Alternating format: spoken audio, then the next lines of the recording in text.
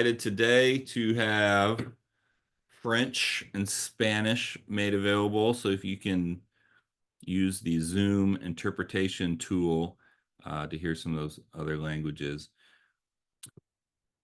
Well, coaches, as welcome to our monthly webinar for the International Coaches Connect. It's a pleasure just to gather coaches from around the world just to grow together. One of our desires is to offer elite total coach training to coaches of the world. For us, total coach training is really looking at how do we coach the whole athlete. That means physically, mentally, spiritually. For us, Athletes in Action, we are a Christian-based organization, so the spiritual is really important to us, and we feel like that's some of our unique space of how to incorporate faith into competition, not just something that's on Sunday or Right. whenever else your time of worship. So we welcome all people of any beliefs or values, but we do come from a Christian perspective in what we bring. And we just enjoy journeying with you. I feel like one of my favorite things in life is being able to grab a coffee with somebody. And today I feel like I get to grab a coffee and be with friends from around the world. Today's special because we have Megan Soderberg with us. Megan, you guys might know Megan a lot more than you know me. She's been a part of even getting this thing started from the very beginning many years ago. So she's like I don't know the best way to describe it. You're kind of like the mother of all these the international coaches community. Megan has a large family. She has a large physical family. She's got a ton of nephews and cousins and sisters and siblings. But she is just really loved on this community of international coaches. And we just want to say we want to give to the nations because we just believe like God so loved us, and it's kind of a way for us to want to give to others. So Megan is in Washington, D.C. today. And Megan, I'm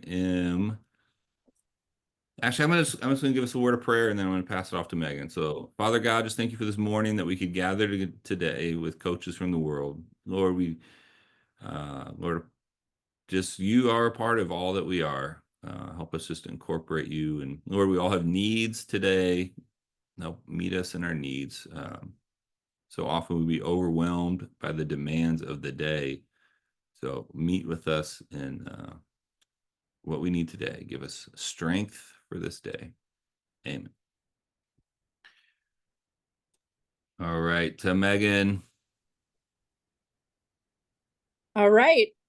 Well, first of all, it is so fun for me to be back with international coaches. I haven't been far away from international coaches, but as Jason mentioned, I was part of the first International Coaches Academy that we held at Athletes in Action approximately 15 years ago. And have seen it grow from, I think our first Coaches Academy was probably 10 coaches, mostly from Rwanda. And now we basically reach our capacity every year with coaches up to 30 to 40 coaches from 13, 14 countries every year, variety of languages. And it's funny, I've been on staff for 21 years. I'm 47. And as you grow in your career, you notice, some of you I'm sure can relate. You start to notice the things that God makes very special to you. Kind of your sweet spot, we would say in English, find your sweet spot. And for me, there's just always been a very special connection in my heart with international coaches. I come from a coaching family. My dad coached for 50 years prior to his death. And I have four brothers, two sisters. That's what Jason was referring to with my large family. That's a big family here, at least in America. One of seven, youngest of seven.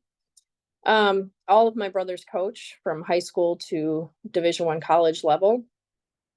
And so I'm sure that's part of why coaches are very special to me. but also then having traveled the world with Athletes in Action, and being able to sit with many of you or coaches like you in your countries and noting the specific challenges you face and so on. And so that actually leads right into this talk, because in the last in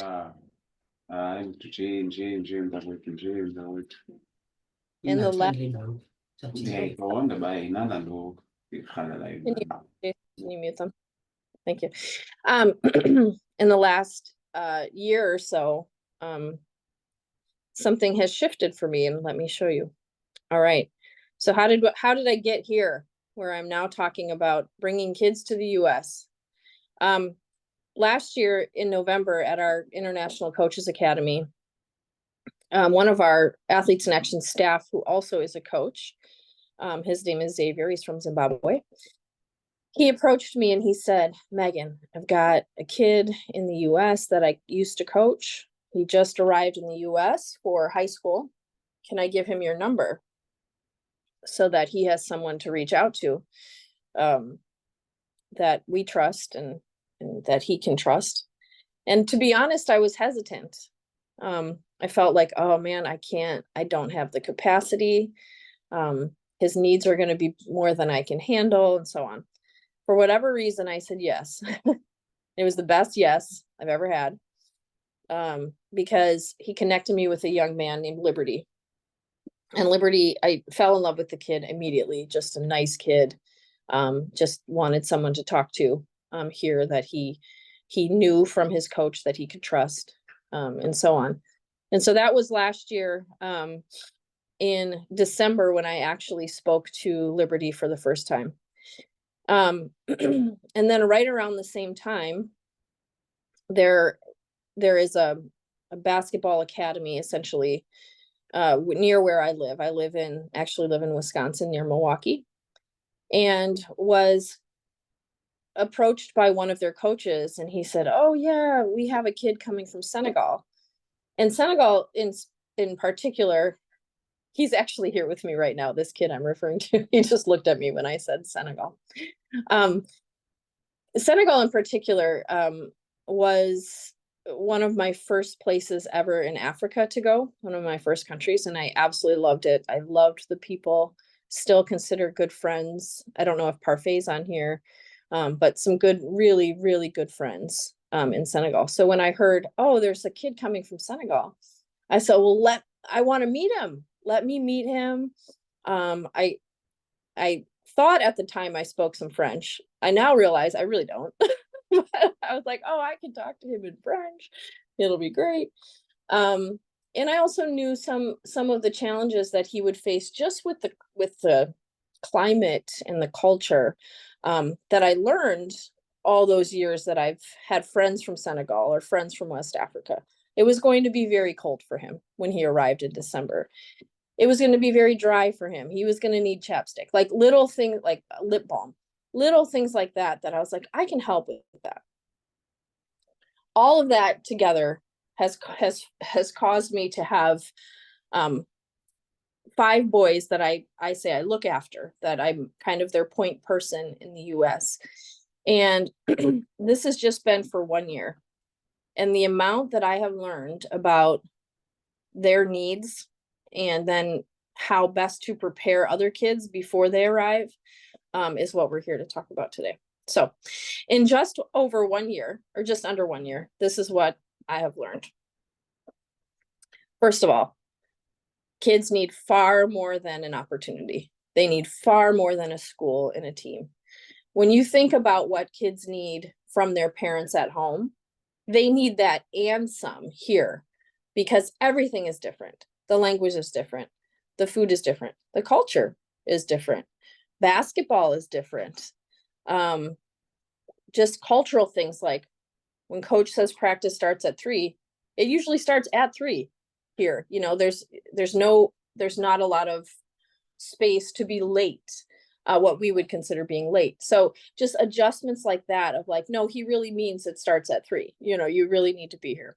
So what I've learned is, first and foremost, they need someone here a trusted advocate, a trusted friend that will stand in the gap for them when they need to understand, when they have questions about the culture, about how things work. Secondly, of course, they're not going to know, understand recruiting, how college recruiting works here. So somebody who can walk with them through that. I will say this, first of all, there's been a great internationalization of college basketball in the US. And I speak from basketball because that's my area. I have no expertise in other sports, but the globalization of basketball, as we've seen, due to the NBA academies and all of that, has moved into now the amount of students that come to the US. Secondly, there is a lot more money now in college basketball than there ever was.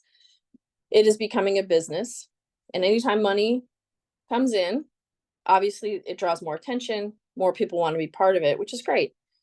It also trickles down then sometimes to high school, and then sometimes into even AAU, which is our, if you're not familiar, AAU is in the easiest form is summer basketball when they're not in school. It's their non-school team, and it's where kids really have to play if they want to get a lot of looks from college coaches.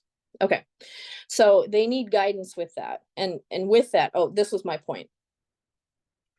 With the money, with the attention, there are a lot of people who do not have the best interests of the kid at heart, because they see them as an opportunity to make money from, an opportunity to build their own name. And so you need a trusted person, I think, in the US to look after the kid. Guidance with recruiting with AAU. Help navigating the healthcare system. Our healthcare here is very different. And I had an experience, well, a couple experiences. One with one of my boys in DC, where I am right now. We came here to visit. He had a health issue last year and didn't understand that what needed to happen to get the medicine he needed. It wasn't as easy as going to the pharmacy and getting it. You have to get a doctor to say you need it and so on. Little things like that. And of course, he's not going to know how to navigate that. High school, teenagers in the US don't know because their parents do it for them.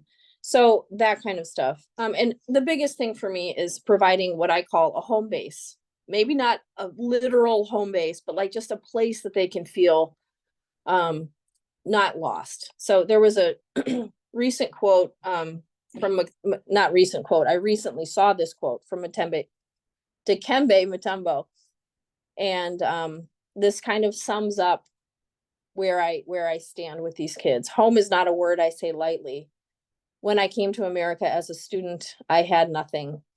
Finding a home away from home was the most important thing to me, even more important than basketball. From the first day I arrived, there were so many people who went out of their way to make me feel at home. I felt like I was not lost in the forest. And so that is really the heart behind why I'm doing this, why I'm looking after, when I can, as many kids as I can, so that they have a place that they can feel at home and secure as they navigate life here. So let's say if you're here, you have or you will have an athlete who wants to come to the US for high school or college. Now what do you do? So I think there's 4 things that you need to really consider. 1, the reality. Is the player actually good enough? 2, what is the end goal? 3, we'll talk about what the ideal candidate is for this, for coming here. And then 4, finding the right opportunity. So first, the reality. Is your player good enough? And I say that with the greatest amount of love. But there are, for every one kid from another country that wants to play here, there's a couple thousand from America who also do. Here are some stats I want to share with you. This is just boys basketball, men's basketball. And there are over 500,000 boys in American kids, boys in high school in the US who play on a high school basketball team. The overall, you can see in the red, the overall percentage of kids, of boys who play high school. So we're talking about American boys who play high school in America, who go to the NCAA, which is college basketball, who play beyond high school here, is just 3.6% of American kids. And that number is even shrinking a bit. It's getting smaller as more international kids come in. But 3.6% of that 500,000 actually go to college. I don't know where everyone is in their knowledge, but let me give a quick explanation. NCAA, National Collegiate Athletic Association, that is the governing body for college sports here in the US. Okay, so there's the NCAA. All right, so that means 3.6% of high school athletes, boys basketball players here in the US play in college. Now, there are 3 divisions in colleges in the US. 1% go to the highest division, which is Duke, which is Baylor, which is the University of Wisconsin. The highest level of competition, only 1%. Okay. And the other thing is Division 1 is the only division that gives a full scholarship where there are no expenses to the kid. Okay, so that's one thing to remember. 2, Division 2, only 1% go there.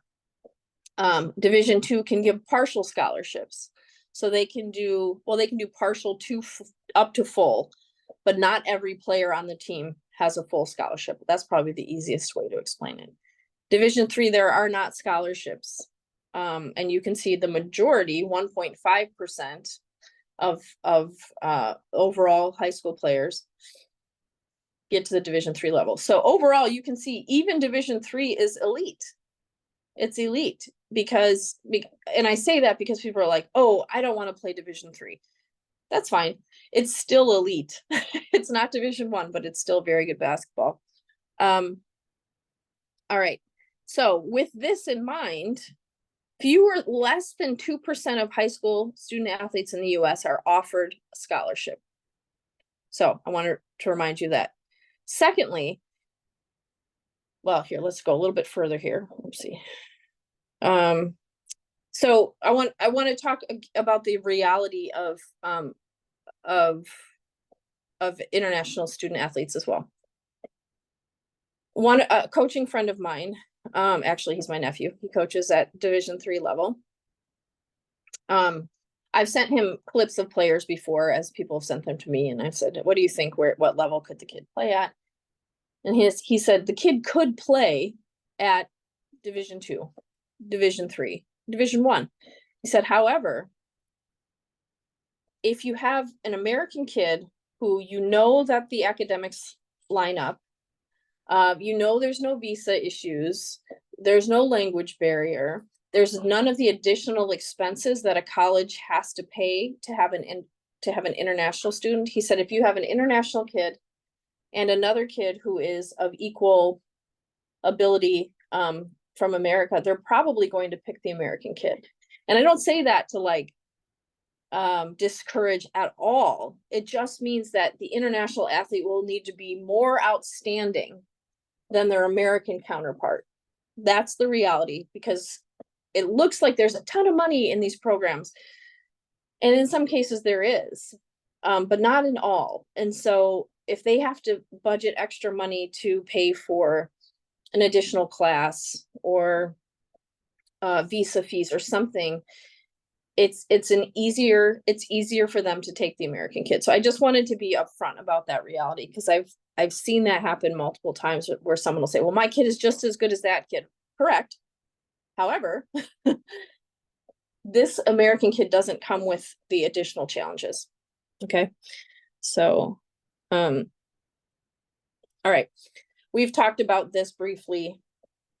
This just breaks down NCAA, the Division 1, the highest level, full scholarships. Division 2, full and partial scholarships. Division 3, no athletic scholarships, but you can get academic. The other difference is Division I, your sport is your life. You are owned by your sport. I mean, you live, breathe basketball. It does have potential for the most attention here, the highest competition for sure, but it will consume your life. And so as you guide your players to think about where they want to end up, they need to understand what it will require of them. So Division I, you get a full scholarship, but your sport is your life. And we can, you will get this presentation. So you don't have to worry about all these numbers. You can read them later. Division II, it's a little bit more, it is definitely more balanced. Yes, you have a ton of basketball, a ton of sport. You have either a partial or a full scholarship, but you have a little more balance. The travel is not as rigorous. The training is excellent for sure, but the playing level is just one step below Division I. Division III is probably the most well-rounded college experience. You can have other activities besides basketball in school. But the challenge with this, of course, is the lack of funding. So the lack of scholarships. So majority of players around the world at best will play Division III. And that's something to remember as you plan for a kid coming to the US. So as you consider schools or opportunities, I think you need to really consider this. What is the end goal? And I would also say, what is the support from home, like the financial support from home? If there is no financial support from home, and you know that a kid needs Division I, then they need to be absolutely exceptional. So let me back up. So what goals might the athlete have when they're coming to the US? And what goals do their families have? So a lot of kids come here and they say, I need to provide for my family back home. And that's incredible to me. That's incredible to me that at 14, 15, 16, when they come here, they're already preparing to provide for their families back home. Secondly, every kid I know and every American player and every other player thinks that they're going to play in the NBA or the WNBA. And then and that's American kids too. Like, and that's a great goal. It's a great goal to strive for. But there's other professional opportunities, as you all know as well. So that's a goal that I hear often. I want to play professionally. And some people are like, hey, listen, I want to use basketball to my benefit. So I want to use basketball to get myself an education so that I can have, so that I can really support my family in the long term, not just until basketball ends. Okay. And so I think those factors need to be thought through as you consider where you would want your kid to end up. Obviously, if they have a chance to play Division I and maybe play professionally, that's great.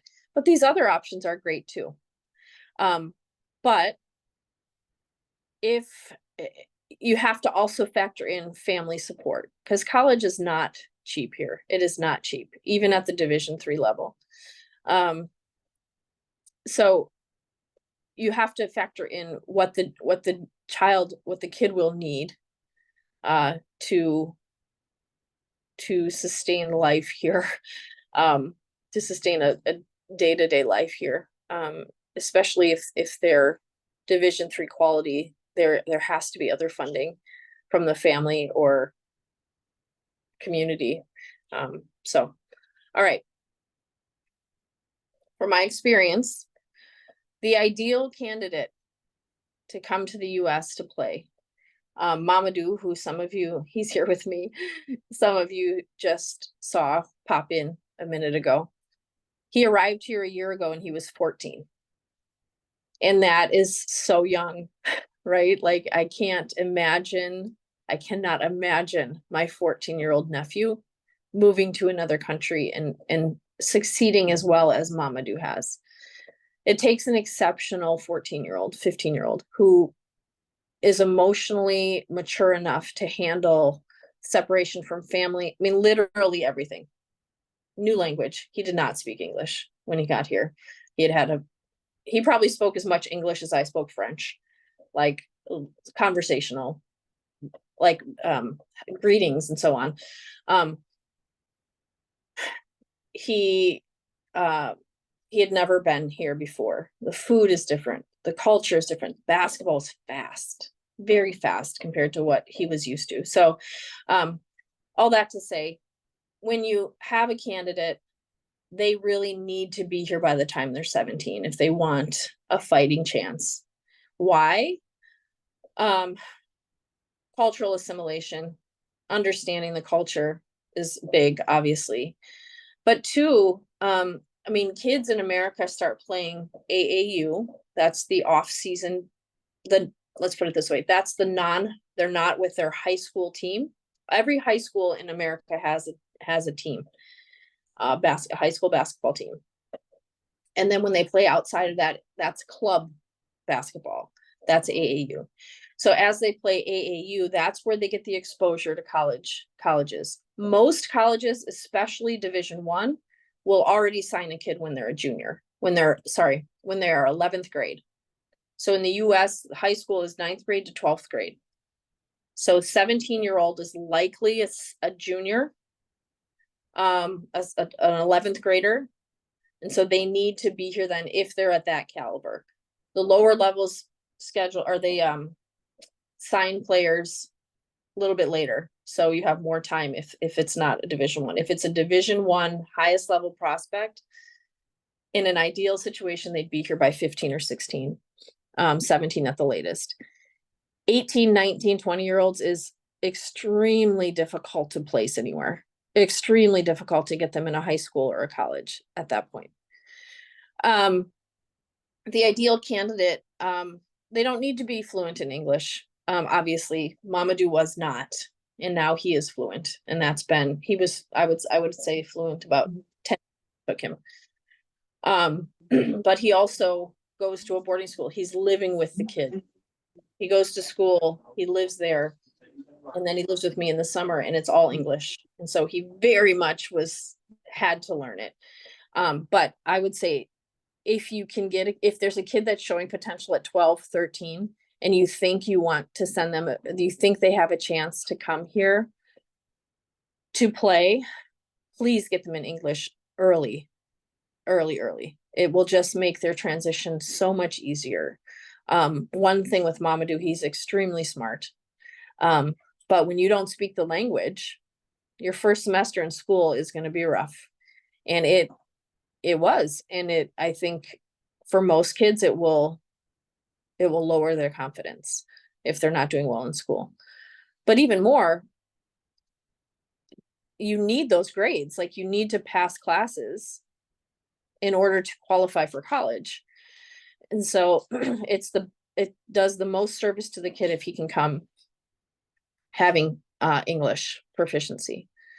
And then size and ability. Like I said before, if skill level and size are the same as the American kid, the coach is most likely going to pick the American kid, just due to the additional challenge, or how much easier it is. Let's put it that way. How much easier it is to get an American kid in a school.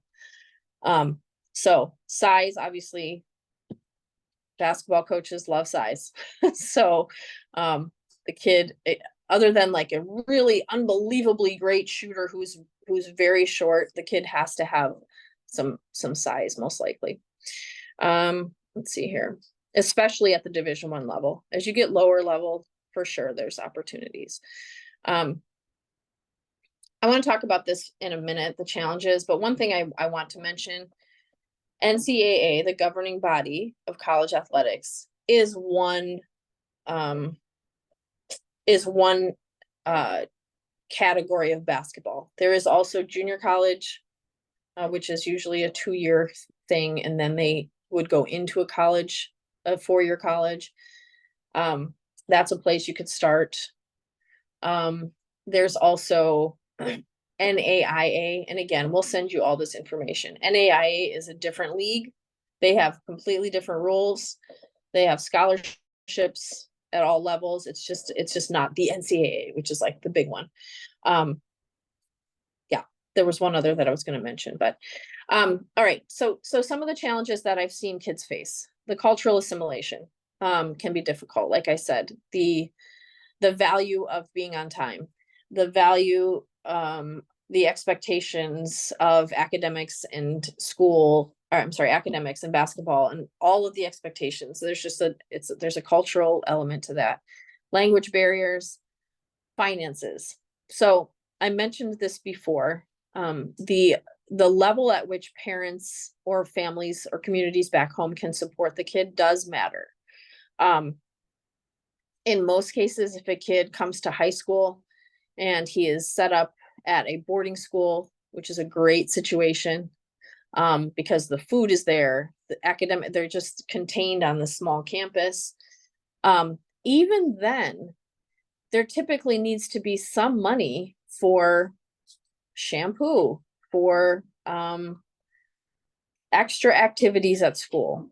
So if they want to be part of a trip to the museum, there's sometimes an expense for that. So there is a need there with finances. Now, are there people willing to help? Absolutely. So if you're like, oh, I have a kid, but his family has no finances to put behind this, that there's still opportunity. But I just wanted to be clear that one of my kids, for example, goes to a boarding school, and the school requirement is they show up, they arrive with a computer. The school doesn't provide it. Well, there was just no way this kid was going to show up with a computer. And I didn't find out until almost 2 months into knowing him that he still didn't have a computer. No, the school hadn't given one. And when you do, a lot of schools in America, they'll have the homework and the classwork on the computer. So it's not on paper, it's on the computer. You go to your class, but then your homework is on the computer. So that was a big challenge. And there was no one to call back home to provide that. So there's things like that. And again, there are resources for that, but it's knowing, just understanding what the kid is supposed to bring in, what's they're expected to have versus what they actually are able to come with. Kids feel homesick, of course. They've been removed from everything they know. They're going to miss home. And then feeling like they are alone. And that's, so Hoops Home is, you've seen, it's on this slide and so on. That's an organization I started for this very purpose, is to just give kids a community, resources as needed for their transition to the US. And then I think one of the big challenges is knowing who to trust. And so I wrote snakes. That's how I refer to them. There are just a lot of people who follow money. And if they think a kid is marketable or is someday going to be in the NBA, they suddenly show great interest, which is why I think it's so important to find someone here who can help walk the kid through knowing who to trust and who really has their best interests in mind. Let's see here. All right, so what can you do now to best prepare? If you have an athlete now that you think, I think they can make it.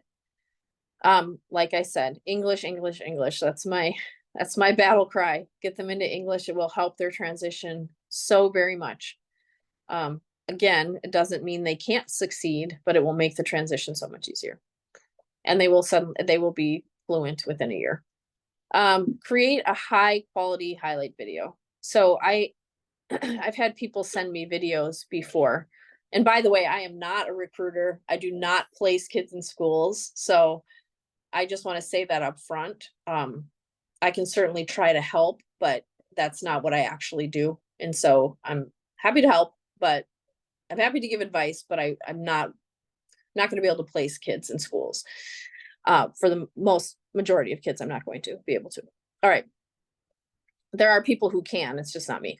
But what coaches do need and schools do need, if you want to send a kid to a high school here or a college, they need high quality video where the lighting is good, where it's close enough that they can figure out which kid it is. include actual game competition, not just skill sessions. I know that's really challenging. I've learned that's really challenging in some countries, and it takes months to get that, but it's really important. So I would say this to you, coach, anytime you have an actual competition, if there's a way for someone to record it, even if you don't think you need footage right now, you might need it later of a kid on that team. Get game competition, not just skill sessions. Try to keep a highlight video of a kid 3 to 5 minutes in length. Coaches will not watch longer than that. I mean, we all are like that, right? In society, we're used to small, short videos now on TikTok and whatever. Keep the video between 3 to 5 minutes. At the start of the video, I recommend showing a picture of the kid's face, their name, their age, their height, their weight, and the estimated high school graduation year. Now, that gets a little bit tricky because it's different country. I mean, it's different. The school systems are different. So the gradings are different, but just an approximate year they would graduate from high school. Highlight a variety of skills, not just dunks, not just threes. Coaches want to see defense. They want to see transition. They want to see shooting and rebounding. Any variety of skills, not just one skill. You don't want your player to be viewed as one-dimensional. You don't want them to think, oh, well, the kid's athletic, but all he can do is rebound, which is not a bad thing. But they want to see versatility. Okay. You want to keep the coach's attention. So I always say, do things with as much excellence as you can to not give the coach an excuse to turn the video off.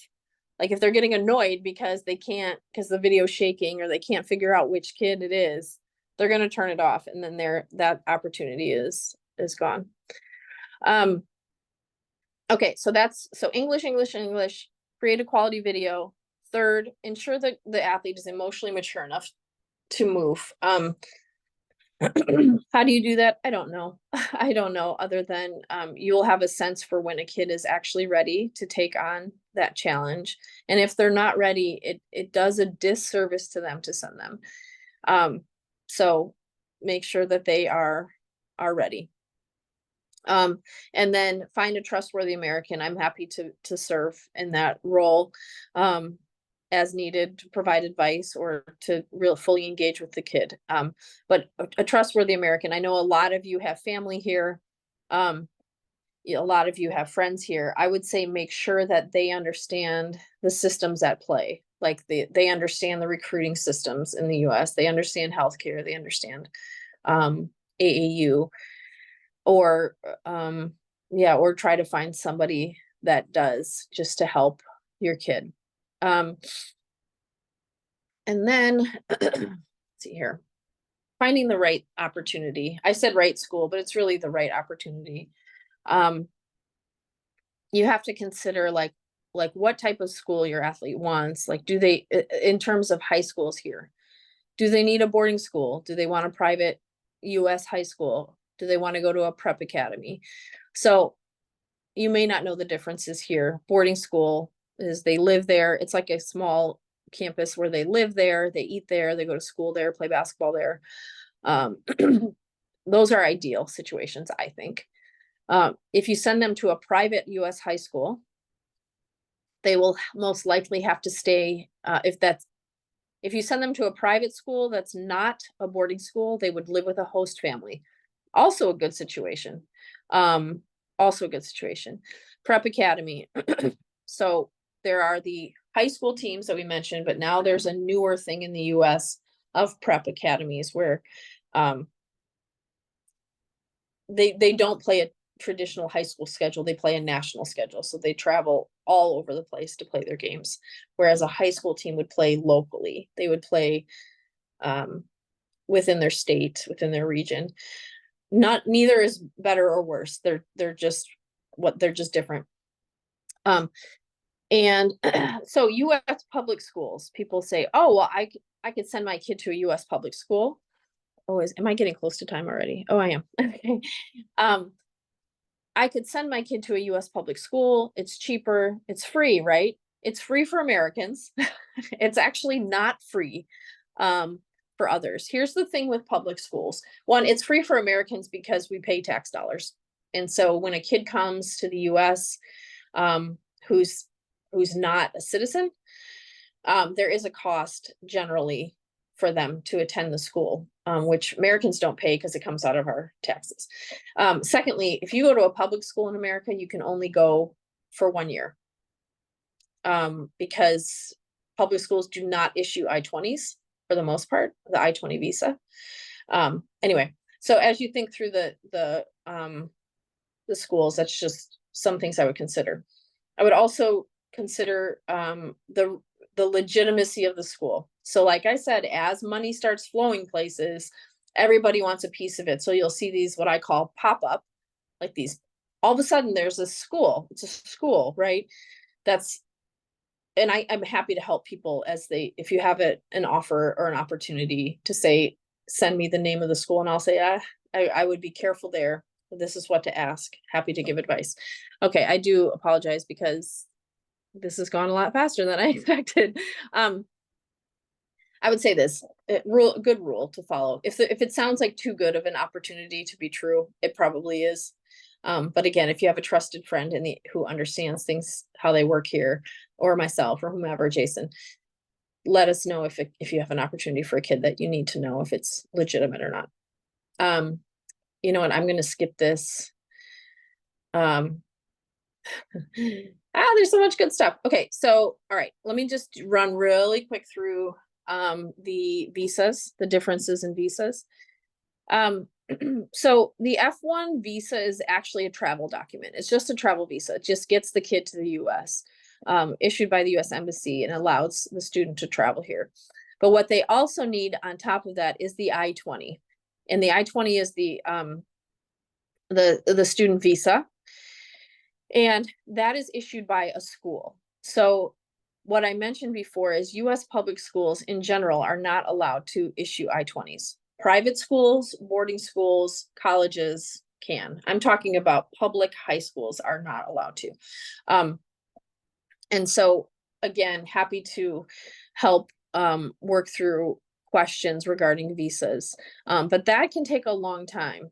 And so if you have a kid right now who you're like, well, he's 17 now, but we want to get him there as soon as possible, you need to get working on that visa right away. And you have to find a school that will issue the I-20, because getting them here is not enough. A school will not take a kid if he doesn't have an I-20 because it's illegal here to do that. Okay, so Hoops Home. So that's this is the organization that I have formed in the last year to serve these kids, because I've seen some really good situations, and I've seen one of my kids in particular really, really difficult situations that he's been in. And so I just love the kids and I want to help them. We do not charge for what we do. Again, we're not recruiters. So in general, I do not help athletes get recruited or place them in the US. However, I do have, people that I know and so on. And so for the right situation, I can potentially help. But overall, that's not my main purpose. And so I get a ton of emails and messages like, I've got a kid. Can you help me find a place for him? My general answer is probably not. I probably can't, but I can give you advice for sure. What we do, I help to protect the athletes from illegitimate offers by vetting the opportunities presented. I can offer advice in the decision-making process, help navigate the NCAA rules and college recruiting, and then connect with the athletes as they want, as they need, when they get here, when they're coming or when they arrive. And most importantly, I think, is connect them with people in similar situations as them. So that was a ton of information, you guys, and I do apologize for that. Please reach out to me. My info's here. Excuse me. But I can take a few questions, Jason, if you'd like. I know that was so much info, but yeah. Yeah, Megan, if you could take it off, you can stop your screen share. Yep. Oops, All sorry. right. So Megan, thanks for making this possible. Yeah. I just highlight and say Megan gave this talk at our in-person International Coaches Academy. I just thought I've sat through a couple sessions even from the NCAA, but this one just really felt like this is really helps the needs of the athletes, not just the institution of the NCAA saying, here's our rules. This talk, I think, was really helpful for all the coaches that we work with globally. Because sport is an opportunity.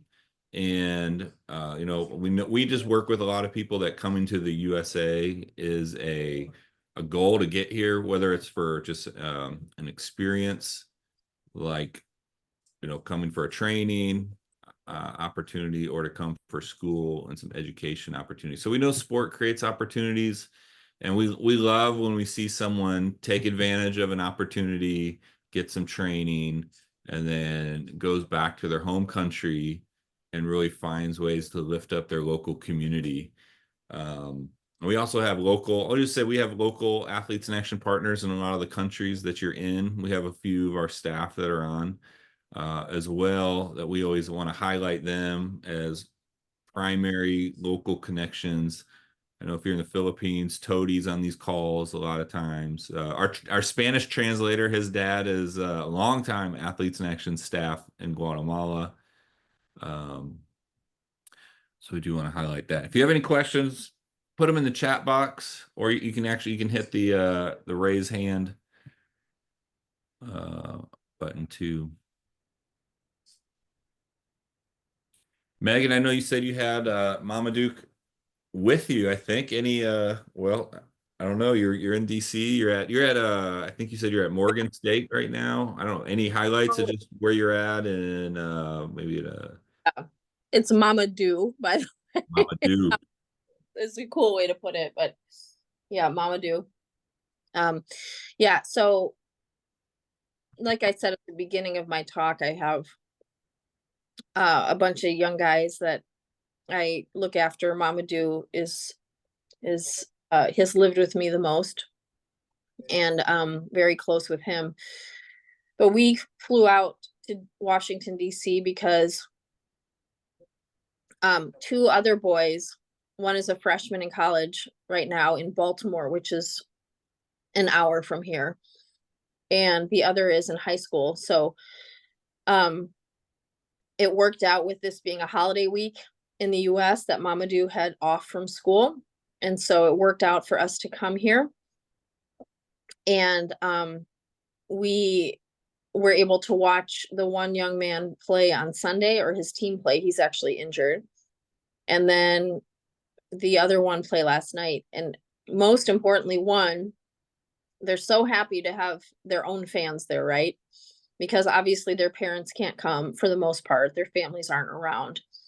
And so it's really special for them and for me, for us to be able to go and support them. But two, maybe the favorite part for all of them is after the game on Sunday, we went to a Senegalese restaurant, and they were so happy to have some familiar food. So yeah, that's one of the things I like to do, is get the boys together so they can,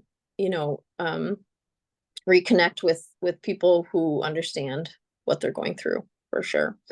I see a question here. If you want to apply for boarding school, yeah, you would have to apply for sure yourself, but I'm happy to help walk through any of those processes with you or whatnot. So yeah.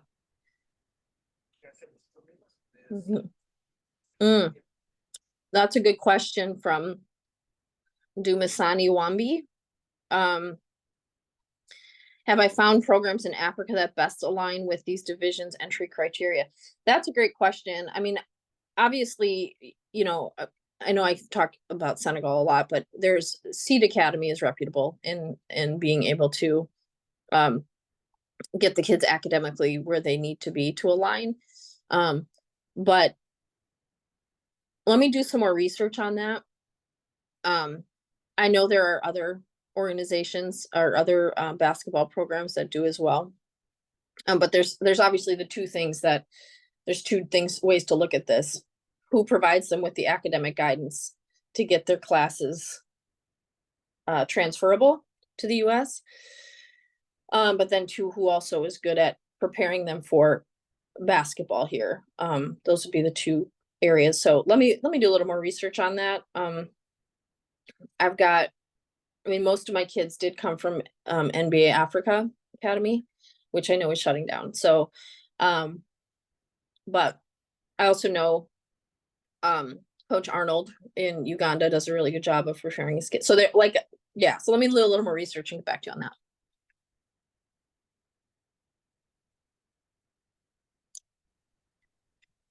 I welcome people to reach out to me via any of those channels that I listed on my Instagram. And Megan, well, I know in your minute or two you aren't rushing out. You just want to mention the U16 event that yeah, you did in the summer. mm-hmm. We basically have to on our end. We have probably two main opportunities for entry points into, I'll just say AI USA. We have, again, a lot of local contacts. We do host in November our International Coaches Academy, which Megan helped launch, but then she also helped launch last summer. We have a new facility. So we have launched a opportunity for coaches to come back and bring their teams. And so Megan, why don't you just put that on everyone's radar? Yeah. So we're starting to launch now that we have an indoor basketball facility at Athletes in Action. We're starting to launch more opportunities for teams to come here. And depending on the time of year, sometimes there will be college coaches who would be interested in coming to look and see the kids. Even some high school would consider it. So this year from May 31st till June 10th, we are hosting, it's actually U18. So and by that, I don't mean only U18 teams. I mean, anyone from like age 14 to 18. We call it the multinational, well, we call it the total athlete training camp, basically total athlete experience, where we do a basketball training, but they get leadership development, they get team building exercises, they obviously excellent basketball training. We have a world-class coaches for sports performance, so agility, jumping, strength, all of that. And they experience that for 10 days, plus cultural experiences. We would, that time of year, we would go we would be able to do WNBA, I think, maybe NBA, they're in the playoffs. But then there's other professional sports. So they would get really cool college or really cool experiences. But one of the things I love to do is Rodeo. we did an American rodeo last summer. That was hilarious. But I like to take them to different college campuses to give an idea of like what it's like on a college in the US. We sometimes will meet with a international student advisor who can help explain like, hey, this is what you should be preparing for and all that. We give them a really well-rounded experience. So there's that. We're also launching soon like actual national team trainings, where like the Women's World Cup is coming up soon. So teams that are qualified for that, if they want to come and train at the US for anywhere from 10 days to a month, they could do that at our property because we have dorms and dining hall and everything you need right there. So we have that as well. But a lot of opportunities. If you have your local club team that you think, hey, I would love to bring them to the US, those dates in June don't work, talk to me. We can customize as well. It's obviously less expensive when you come with the large group that would be May 31st to June 10th, but we do private stuff all the time as well. And we really work hard to make it affordable for you because we know it's not easy. Visas are expensive, flights are expensive. So we try to make it as affordable as we can. But I'm really sad I have to go. Mamadou and I need to fly back to Milwaukee. So we got to go. But thank you all so much, Jason. I'm just going to jump off and then feel free to share my contact info and all that. Yeah, we'll send you out in the follow-up email. Okay. All right. Bye, all. We love you.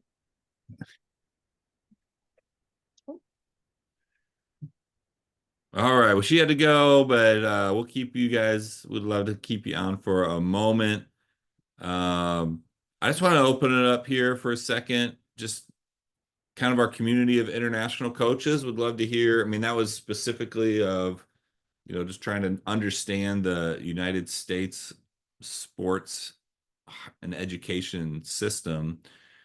Um, does anyone just have something to share from their space right now of maybe a celebration? If you've had a win in your area, that's what we'd love just to share and highlight. Um, I say that also sometimes I know many of you might feel very can feel isolated, or you're trying to do good work, but it's hard. It takes I know usually just the weight of finances and managing volunteers. Um, and we just want to celebrate if you've had a win.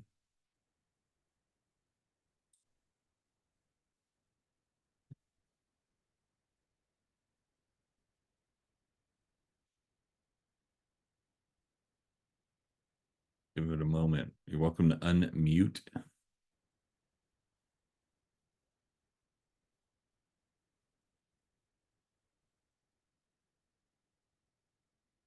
All right. Well, we're gonna transition it. Anyone have a challenge? Can we still ask question? Yes, you can ask a question. Yeah, if you have a question, go for it. That's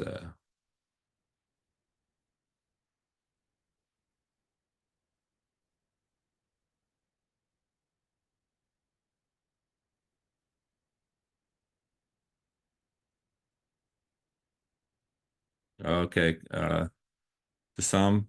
I Megan was good with the names, but would you like to unmute and Damasamni? I'm tongue tied on new names, but you can unmute. We'd love to hear your win. Uh, can you hear me? Yes. All right, cool. Hi coaches. I think and thank you so much for again, gathering a lot of us in this spaces. I think one thing I think for me is a win for our organization. I just had a meeting with our team members here in South Africa, at Khayelitsha, where we're deliberating how we draw up a plan for 2025. And most of the learnings were from testing, a lot of testing, what works. And then so I think one of the wins I came out from this webinar, where a lot of our kids are interested in playing in the US. And I think for us as coaches, for us as management, it's great to have a great clear pathway for them.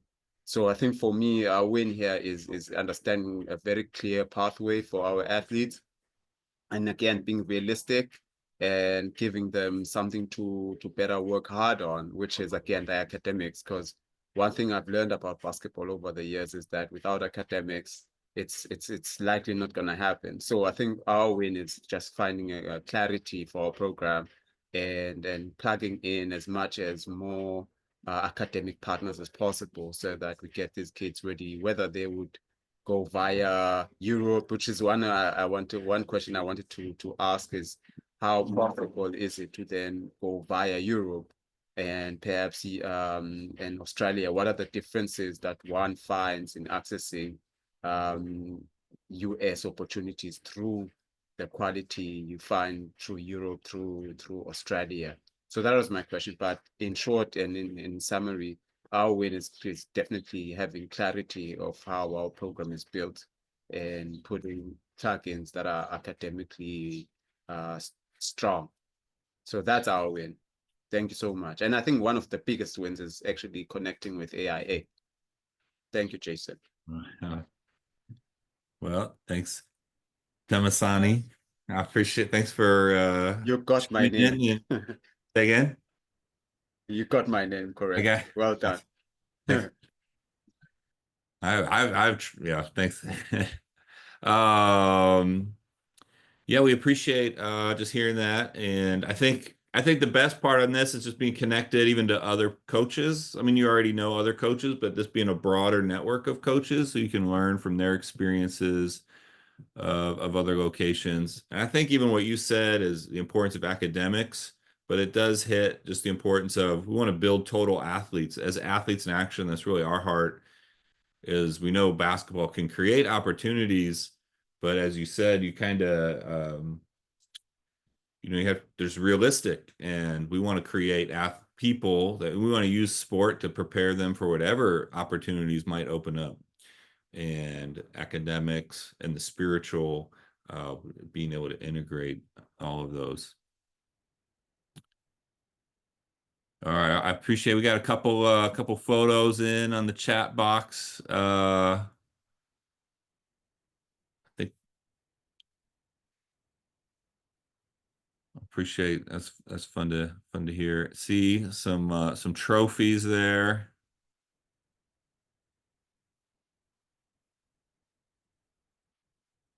All right. I'm gonna throw one more thing in. We're always testing out a couple resources. So we just had our in-person Coaches Academy. We do have some recorded videos from that. I have some online learning communities and tools. If anyone would like to help me test out, this is more the content that we have. So it's video content. We realize sometimes it's longer, but I'm trying out a tool that I'm going to put in the chat box, and I'd love to have you take a look at it. It's basically some of our pre-recorded videos. Some of them we've used in our digital course. But it's kind of helping us know what content is helpful for you, and also in a way that's receivable. I'm going to throw that. Let's see, where's my chat box? I'm going to throw that in the chat box. All right, this is a little like a learning community tool I'm testing.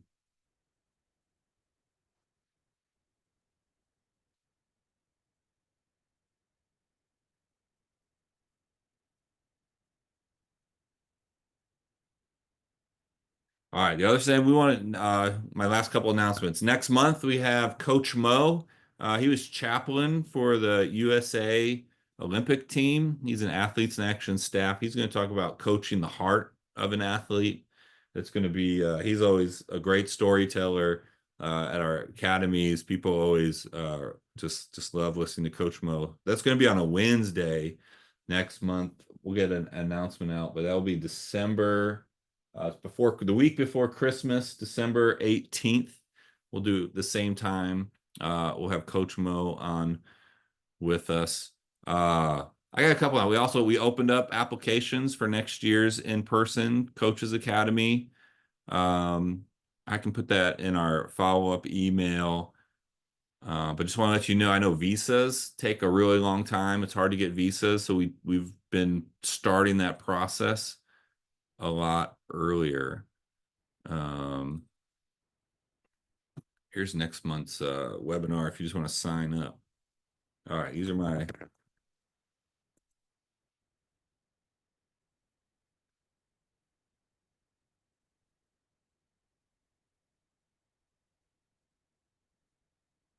all right, a few things in the chat. Well, coaches, I love being with you guys. It was special to be with many of you in person recently, and I anticipate we'll have some run-ins in the future. And then yep, that's feel free to exit out. I'll keep the hallway open here a few minutes if any coaches want to say hi or just build any yep. Just you're welcome to unmute.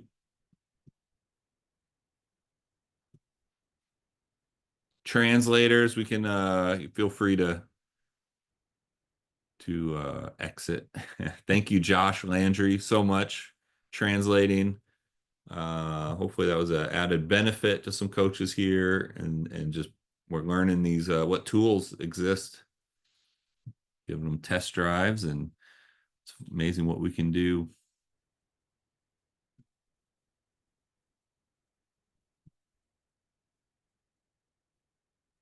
quiet though. We got a lot staying on, but Demasani, you're gonna have to tell me another story. I can see you. You're you're muted now. Look, I think, Coach, it's quite incredible to have a platform where I just wanted to connect again with some coaches in Africa. I think I'm so curious and interested in connecting with coaches from Africa. I think Megan was mentioning a lot of not Rwanda, but the country just above Rwanda. But these are the guys who almost beat the US No, in the pre-Olympics. You should know them, Jason. But it South looks like Sudan? Africa is South Sudan. So I think, with following up to my question, there's a lot of attention to Africa, and I think with size, our size is quite attractive to the sports market. And I think what I'm learning in Rwanda, especially from coaches in Rwanda, there's some really a lot of growth happening in Rwanda.